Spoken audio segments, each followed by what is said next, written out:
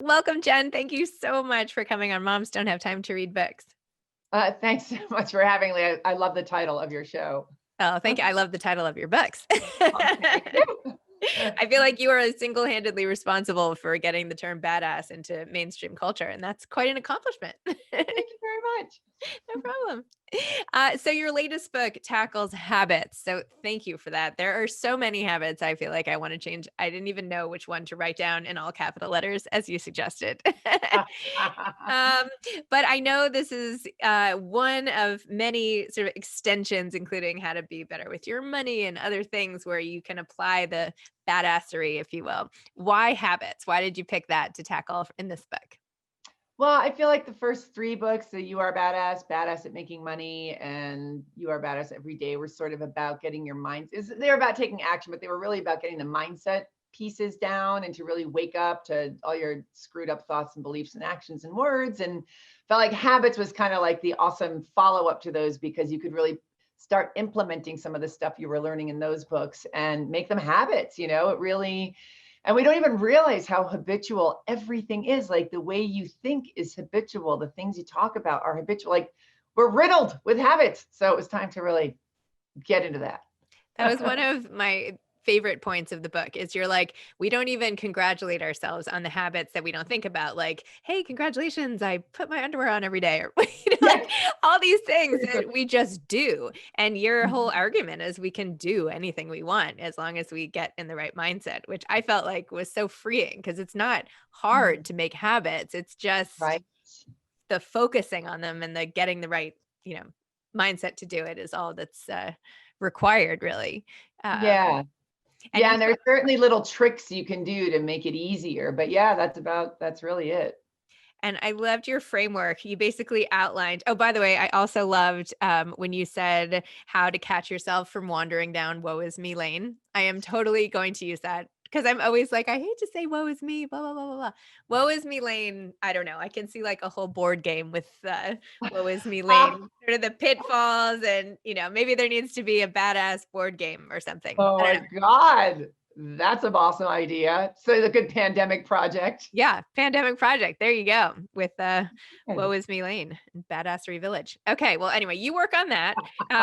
But in the meantime, okay, so you have all these stages like the trigger, the sequence, repetition, ease, patience, and identity, which kind of make up habit forming.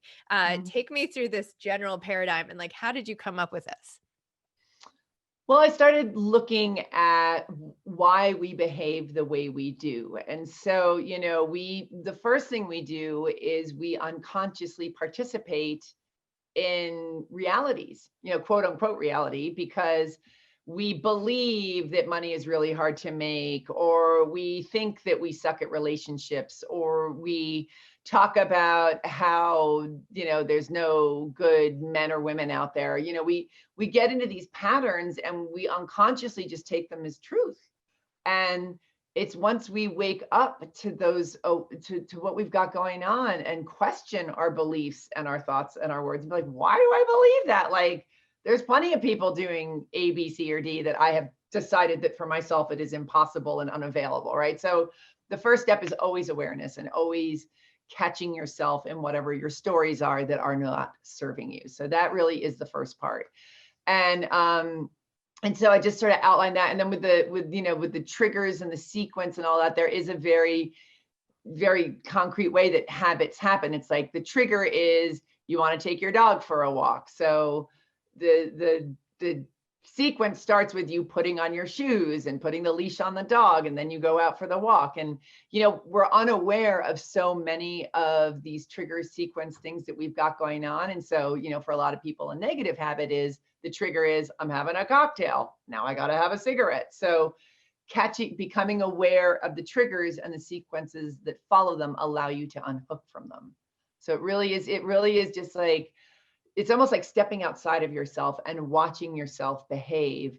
And then you can be like, you know what, that's not how I want to show up, and that's not who I want to be. And then that empowers you to make different choices.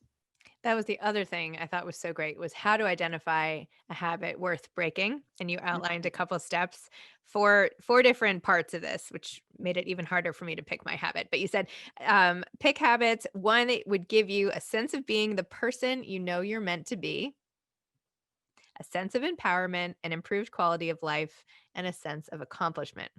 So, like some of the habits I was thinking before I started reading this book are not that important to like who I'm meant to be, right? Like how I Mhm. eat is not who I'm meant to be. I mean, I would like to stop snacking at night, but that's such a minor thing. It wouldn't make me feel accomplished or Well, think proud. about that though. Think about that. You have one body that you travel around in for your finite experience on planet Earth. Your body is the most important thing you've got going.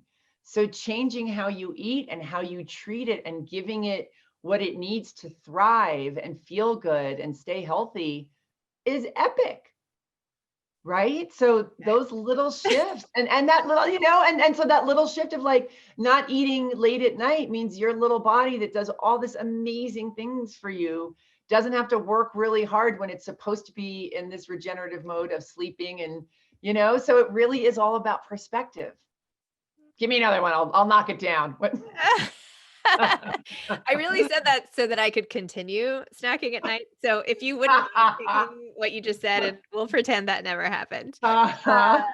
I don't know. Also, I think developing a habit of writing regularly. Like, I feel like I'm so busy. I love to write, and I feel like I squeeze my writing into like posting on Instagram or like little snippets. But how great would it be if I could make time to do it? And that I feel like would give me more of these things than something like, I don't know, working out or something. I don't know. Right. Back So to the body again. back to the Are body. we I don't really want, going to go there? yeah, that's a lost cause. So let's go back to try to fit writing in. Okay. Um, but that's something that like you for that people might want to start doing, right? So how do you make something not changing a bad habit, but just introducing Yeah. something new into the Mhm. regular rotation? Uh, Right. so tell me a little about that because they're different. Yeah. So, first, I would start out with busting yourself on why you haven't done it yet and your beliefs and thoughts and words around how hard writing is, about how you don't have the time, about how you've tried before and you failed. Like, get mighty clear on all the many, many reasons that it hasn't happened yet and why you think you're going to suck at it because they exist if you're not doing it yet and it's something you want to do. And write them down. It really is about specifics. So write them down and be like, oh, hello. And then question them all and counter them all because they all have counters. You've created this belief system. And a lot of times it's so subconscious. You've just taken it as truth, right? Like, I'm a mom. I got a podcast. I got a job. I got a blah, blah, blah. I don't have time. It's true. It's true. It's true. Is it? Like, could you fit in a 15-minute writing session somewhere? Could you set up a boundary with your family to be like, listen, you're out of luck. I am writing this time. I always talk about how we don't have time to work out and treat our bodies right. But if we get sick and go to the hospital, we have time to go to the hospital. Like, we are in the damn hospital. There's suddenly time for that. So time really is, as Einstein, was he the one who said that it's a concept? It really is a concept and you can't wait for time. You have to make time. So make it happen for yourself because it is there if it's important. It really is. I try to Um, say that about reading. Like, I feel like I've gotten that in. So mhm. when I talk to other people who say, hence the name of the podcast, like we don't have time to read or this or that, like, Right. well, then I think about all the things we do make the time for every single day and Right. why those things. It's not the same Right. necessarily as a habit, but I don't know. No, you're right though. It's true. You get into the habit of, surfing the internet for shoes, for, whatever you do. It's about the awareness. We just get stuck in these patterns of unaware, and they say that, if you've got a job that you go to for 8 hours a day, you actually spend about 3 hours of those days actually working. And then you're just screwing around the rest of the time. So we spend a lot of time screwing around. And listen, I'm a big fan of screwing around and, doing whatever you want to do. But if you're something you really want to do, you have time. You've just got to really make the time and consciously decide to make the time. So do you feel like you've put all this extra pressure on yourself now that you came out with a book about habits? Like, are there any habits that like secretly you still haven't really nailed and now you're like, you can't admit it because the book is out? You should do a podcast with my friends who see how I live my life. Plus, we're in a pandemic. I'm in my sweatpants right now. Totally. Come on. Like I'm no. I mean, yes, I have absolutely succeeded at so many habits. And I actually opened the book in the introduction talking about who the hell am I to write a book on habits because I still do, I still love fried food, eat it all the time.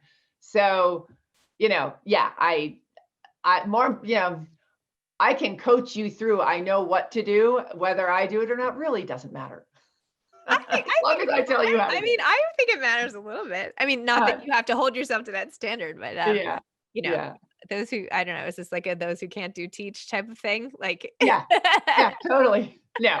I mean, I definitely and my point in the beginning of the book was I am focusing on all the habits I suck at, but meanwhile, I Right. have absolutely rocked some very hard habits for me to change. And so but nobody's perfect. We're all learning and changing and doing it. And you've rocked the habit of becoming like a best-selling author and writing more and more Yeah. books, and that's pretty cool. Yeah. Um, and you're also doing these really awesome seminars, like a $97 class to write a book proposal. And I saw that like all these people were selling books because of your coaching with them. Like that must make you feel amazing.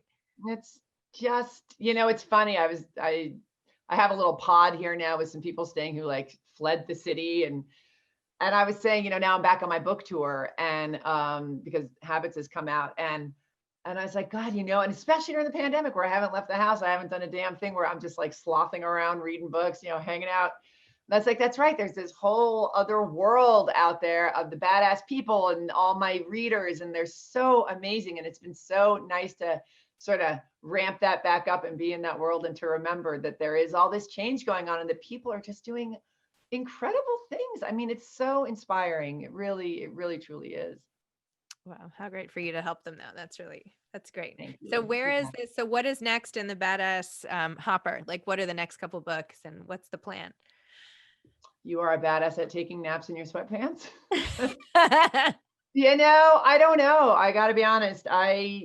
Each book is a birth and it's rather epic. And, I just birthed Badass Habits and I'm just going to enjoy my new little baby and celebrate it and parade her around and sort of see what comes out of that and what I feel drawn to do next. Like But the right board now it like the really is board the game. book. That's what you're gonna do. I will be contacting you to give you your 10% when the board game comes out because that's such a Amazing. good idea. Oh my gosh. One other thing that I thought was so great in the book was when you divided people about their boundary bungling, which is so great. And I hated to kind of even admit where I would fall short on this, as I'm sure most people reading the book would, but you have like too yesy, too much no, and too controlly. And you even have a huge section on if you're trying to launch a podcast about music and how you would have to put other things on hold. And I literally was doing this, and obviously this isn't about music, but I was like, she's talking to me. Like, these are all the ways you have to make time in your life if you want to have a podcast. And I'm like looking around, like, thank you. Uh-huh. So tell me about how important it is to maintain your boundaries when you're trying to form some habits.